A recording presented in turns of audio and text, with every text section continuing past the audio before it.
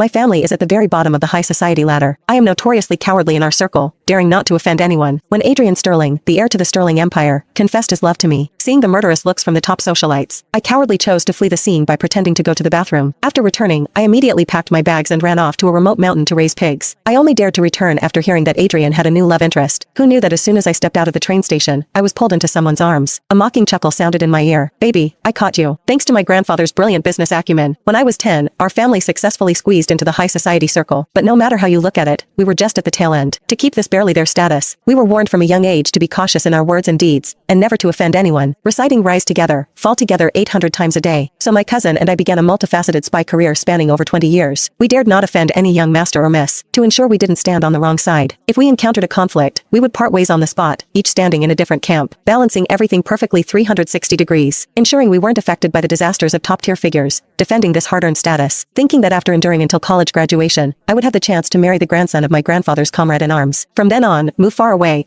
from disputes. Who knew that just as I was about to step out of the school gate, my path was blocked? At that time, I was arguing heatedly with my cousin Chloe about the ownership of the arranged marriage. I'm the older sister, I should marry first, so he's mine. You're smarter than me, you should go work in the company and contribute to the family, I retorted matter-of-factly. For the scale of our assets, your brain is enough. Chloe didn't yield at all. Besides, last time when we broke ties, I played the bad guy. This time it's your turn to sacrifice, right? How can these two things be compared? This is a lifelong event. Unexpectedly, Chloe looked calm. Doesn't taking sides count? Taking the wrong side is also a lifelong event, a very serious one. Damn, her brain really works well. How can she talk so well? I thought for a long time before squeezing out a sentence. What if Grandpa's comrade's grandson is ugly? Don't you like handsome guys the most? I'd marry him even if he were a toad. Chloe didn't hesitate at all. It's better than living in fear here every day. This woman, why is she so stubborn? I sprinted towards the school gate, preparing to ignore martial ethics. What sisterly love? Whoever grabs the husband first gets him. Chloe chased me from behind, spewing fragrant words. Just at the moment of rushing towards freedom, my path was blocked by a crowd gathered at the school gate. With no mood to watch the fun, I lifted my foot to go around. Unexpectedly, someone in the crowd shouted, "Lily is here," and the crowd automatically made a path. I looked confused, following the flow of people. At the end of the crowd was a magnificent sea of flowers. Adrian Sterling, the renowned heir in the circle, was standing in front of the flowers holding a large bouquet of roses. The well-fitted suit perfectly accentuated his superior proportions of broad shoulders and narrow waist, completely different from his usual lazy and loose image. I froze for a moment, watching Adrian's approaching steps and thinking about the sentence, "Lily is here." My brain spun fast. Could it be? Maybe? Save me, save me. You have to know that Grandpa warned Chloe and me repeatedly not to date young masters from wealthy families. He said he didn't need us juniors to marry for alliances or anything, or contribute much to the family. He only begged us not to provoke these immortals, lest a breakup lead to retaliation that would crush our fragile assets. Seeing Adrian about to walk right up to me, I silently lowered my head and took a step back, but found the road blocked. Moved left, Adrian took a step with me. Moved right, he followed again. After a few times, I lowered my head and swallowed nervously. Adrian chuckled low, his voice carrying a bit of indulgence. "Little Lily, look up.